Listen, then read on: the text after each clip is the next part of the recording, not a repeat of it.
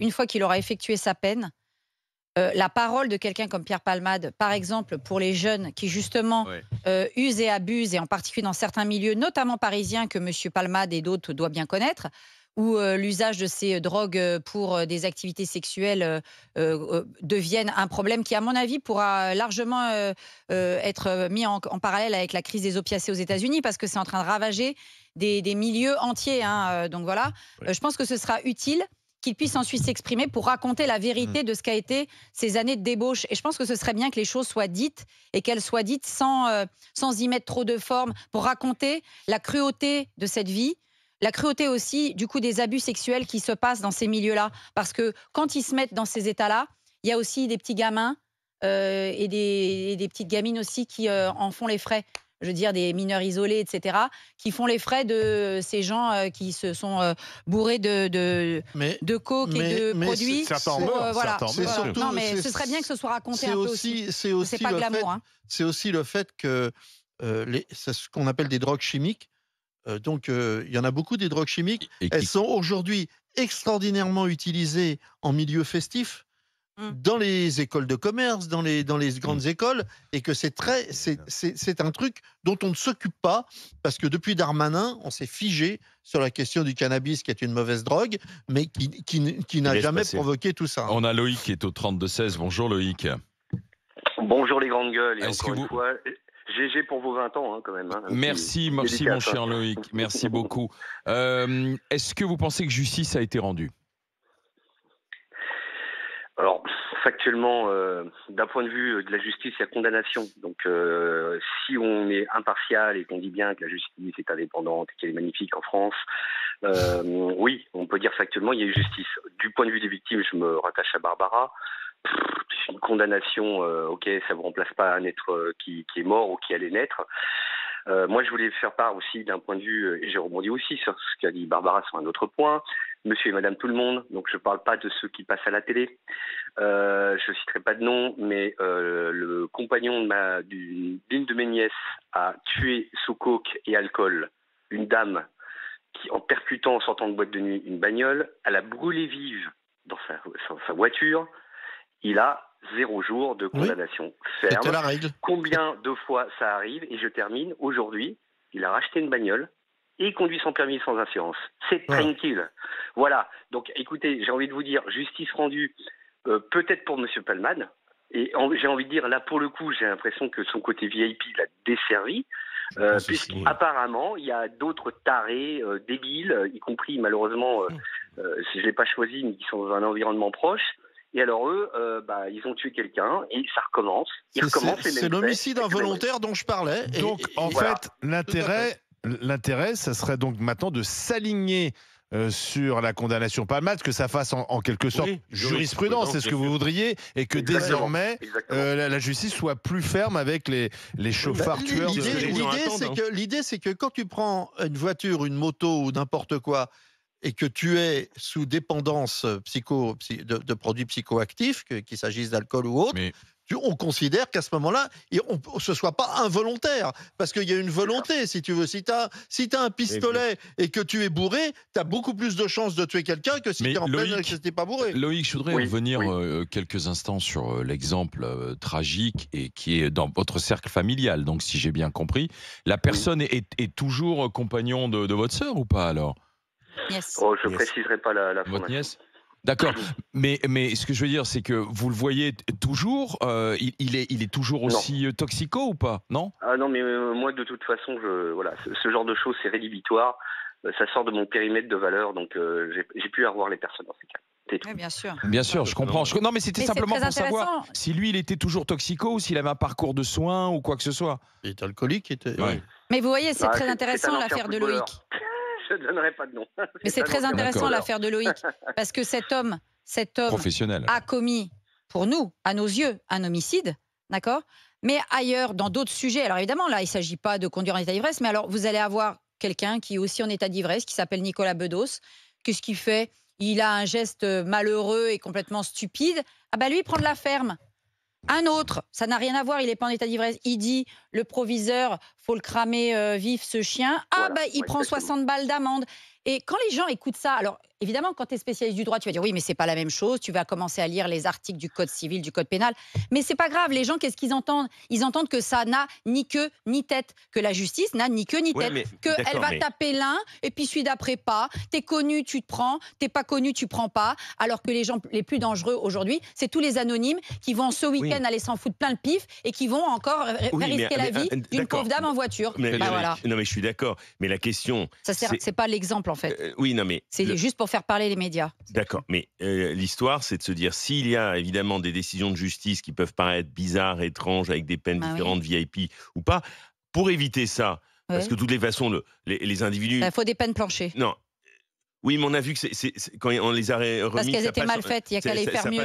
Elles existent. Regarde, pour Marine Le Pen, pour Marine Le Pen, il y a une peine planchée. Oui, les peines planchées, mais fondamentalement, on trouvera, je le répète, on ne trouvera jamais un accord sur ces sujets, puisque à chaque fois, on dira « mais non, il ne faut pas quand même déconner, il ne faut pas être excessif ». Soit vraiment on pose un vrai problème au niveau de la représentation nationale, on a un vrai débat sur comment on repense l'échelle des peines, à quel moment on doit donner ça, et au moins il y a une espèce de consensus, si on peut en établir un, même si j'en doute, que à chaque fois, on peut toujours trouver un exemple d'un juge qui a été trop laxiste, d'un juge qui n'a pas été c'est ça le problème. Non, mais pour cela, réfléchissons à la loi. Non, mais c'est pas. Non, je suis pas d'accord. C'est pas normal. Non, faut pas accepter. C'est pas normal d'être jugé différemment à Rennes ou à Paris. Je suis désolé. Pardon. Quand je discute avec des avocats, les avocats me disent il y a des juges qu'on connaît qui sont durs, d'autres qui sont moins durs. Il y a des juridictions où ça va bien se passer, d'autres ça va pas bien se passer. Les tribunaux qu'on veut éviter, c'est pas normal. La loi, elle est la même pour tout le monde. C'est pas normal d'être jugé plus durablement dans tel endroit et dans le même endroit. Olivier, c'est humain. Olivier, je suis d'accord avec toi que ça peut paraître étrange rationnellement. Mais voilà, c'est une ou alors il faut absolument tout réformer et confier à une intelligence artificielle le fait de juger. En réalité, c'est toujours des hommes qui ont rendu la justice depuis Salomon, et c'est toujours des hommes qui rendent la justice et qui font intervenir dans cette décision une part personnelle, une part, et ça fait partie... Et parfois idéologique. Et parfois idéologique, et parfois tout ce que tu veux. C'est ça pas fait partie. Moi, j'ai toujours connu, par exemple, quand on accompagnait des gens, on disait, t'es dans la 5e, t'es dans la 5e, ça va être un enfer. T'es dans la 13e, ça va bien se passer. C'est ce que je viens de te dire, mais c'est pas normal. C'est pas normal, et en même temps, ou alors on réfute la question de la justice au sens très large du terme, parce que c'est non, mais je veux dire, ça fait partie presque de la base de la justice. Il faut accepter ce fait. Mais Étienne, toi, t'es de toute façon toujours dans la fatalité, t'acceptes les choses qui arrivent. Je suis désolé. Est-ce que c'est normal qu'un juge puisse être affilié à un syndicat qui ensuite va appeler à voter, par exemple, contre le Rassemblement national? Moi, je ne défends pas le Rassemblement national, mais en tant que démocrate, ça me choque que le syndicat de la magistrature, qui représente à peu près 30% de la profession, se mêle de politique. Quand un juge affilié à ce syndicat juge un politique, je suis désolé, c'est étrange. C'est plus qu'étrange quand même. Mais je suis d'accord avec toi sur ce fait. Mais comment sortir de cette situation ? Les peines planchées. Attends, juste une seconde. Les peines planchées. La grande théorie de... Oui, alors les peines planchées, ça n'a pas marché. Pourquoi ? Parce que la magistrature, et notamment le syndicat de la magistrature, se sont opposés à les appliquer. Il y avait quelques juges qui ont respecté leur rôle de fonctionnaire, parce que nous n'avons pas des juges élus, nous ne sommes pas aux États-Unis. Un juge est un fonctionnaire. Moi, quand on m'impose le programme d'histoire géo, on me dit c'est tel thème, tel thème, tel thème, je ne vais pas leur dire « Ah, ça ne me convient pas, moi je ne vais pas faire ça. J'ai peut-être ma liberté pédagogique. » Tu as ta liberté pédagogique. Oui, mais j'ai ma liberté pédagogique, mais le programme est le même pour tout le monde. Le programme, il est le même pour tout le monde. Oui. D'accord ? Il y a l'examen à la fin. Un juge, c'est pas la loi. Oh, ça me plaît pas trop. Non, c'est pas comme ça. Et les peines planchées, elles devraient être obligatoires sur un certain nombre de cas, dans un certain nombre de situations. Et les juges n'ont pas à décider s'ils les appliquent ou pas, car ce sont des fonctionnaires. Mais c'est pour cela que je dis. C'est parce que les gardes des Sceaux ont été trop mollassons, notamment Madame 14 ans. C'est pour cela que Palmade risquait 14 ans de prison. Vas-y Frédéric, puis on passe au 32-16 C'est pour cela que je dis, une fois pour toutes, qu'on ait un vrai débat sur le sujet, le statut des magistrats, le rapport au pouvoir, la question... Et pour qu'on évite cette espèce de situation qui est complètement foireuse. Une institution qui est très, très peu respectée, quand dans tous les sondages, les Français ne font pas confiance à la justice. Ça devrait nous interpeller quand même. Et de moins en moins de gens veulent faire aussi ce métier. Loïc, je vous remercie d'avoir été avec nous. On a Médine qui nous appelle de Haute-Garonne, qui est chauffeur poids lourd. Bonjour Médine. Salut les BG, comment ça va? Ça va, Médine. Est-ce que vous pensez que justice a été rendue ou pas alors? Déjà, je vous appelle les BG parce que c'est les belles gueules, c'est pas les grosses gueules pour moi. Ça me fait plaisir, on prend.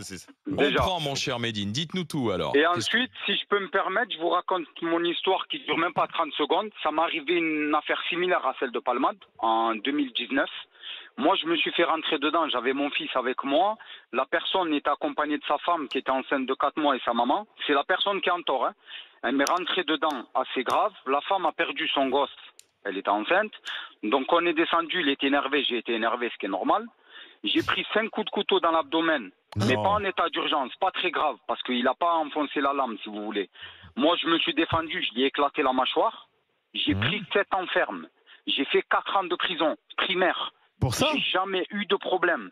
Là, à l'heure où je vous parle, on est avec mon avocat, on a porté plainte, etc. pour les dommages et intérêts. Vous savez, je suis rentré en 2019, j'ai fait appel, on a fait appel de la décision, mais malheureusement, le Covid est arrivé en 2020, donc ça a été repoussé. J'ai fait 4 ans, je suis sorti en 2023, le 1er décembre 2023, et là, on attend toujours.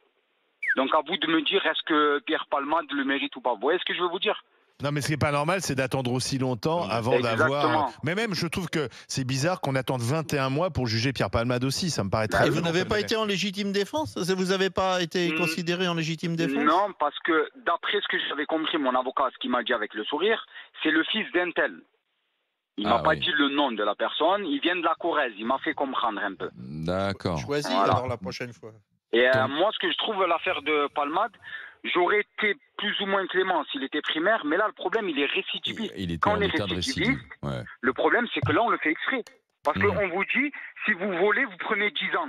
Et vous volez. Donc, vous prenez 10 ans, point barre. Mais si vous ne le savez pas, je le comprends.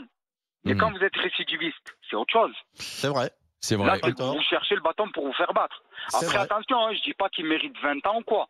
Non, ça pouvait aller jusqu'à 14 ans. Il risquait 14 ans. Je crois que personne autour de la table a dit que c'était trop cher payé. Hein. Ah oui, non, pas personne n'a dit. Hein. Ah non. Voilà, il le mérite d'aller en prison. Hein. Bah oui, là-dessus, il n'y a pas de discussion. Enfin, il le mérite et en même temps, quand on regarde d'autres cas, tellement d'autres cas le méritent aussi. D'homicide involontaire. C'est là où c'est pas assez sévère. Du coup, les tu gens, l'as dit toi-même, t'es bourré, t'es en voiture, t'es volontaire, c'est tout. Quand tu te drogues volontairement. Personne ne te force à te droguer. Oui, mais... Et depuis l'affaire notamment Sarah Halimi, enfin, on a réussi à faire comprendre que quand tu te drogues volontairement. Il a réussi à embobiner tout le monde avec sa fausse bouffée délirante, mais en réalité, il avait pris de la drogue. Non, mais je t'explique. Lui, en l'occurrence, c'était au cannabis. Soi-disant, il a fait sa bouffée délirante. Non, il avait 0 THC dans le sang. Je te parle du meurtrier de Sarah Halimi. Il avait 0 THC dans le sang. Mais oui, parce qu'il a pipoté. Mais il est simplement psychotique, ça n'a rien à voir. Il n'était pas psychotique du tout. Tu dis n'importe quoi, tu ne connais pas le dossier. Non, vas-y, je connais 9 experts. On parle pas parce que là, ne me lance pas sur un dossier que tu connais absolument pas, que je connais. J'ai lu le rapport de l'expertise. T'as lu le rapport de Paul Bensoussan. De toute façon, là, bref, tout ça pour dire que les gens qui se droguent, ils se droguent volontairement, donc il n'y a pas d'involontaire. C'est tout. Merci à Médine d'avoir été avec nous. Prison ferme pour Pierre Palmade. Est-ce que c'est fini? Est-ce que vous avez le sentiment que justice est faite dans cette affaire? C'est assez partagé. Vous dites oui quand même à 55%. Non, 45%. Allez, dans un instant, on s'en fout pas. Et ensuite, à 10h, attention à l'impôt de trop, c'est la mise en garde au Premier ministre de la part de son ministre de l'économie. C'est cool. RMC, 9h, midi, les grandes gueules.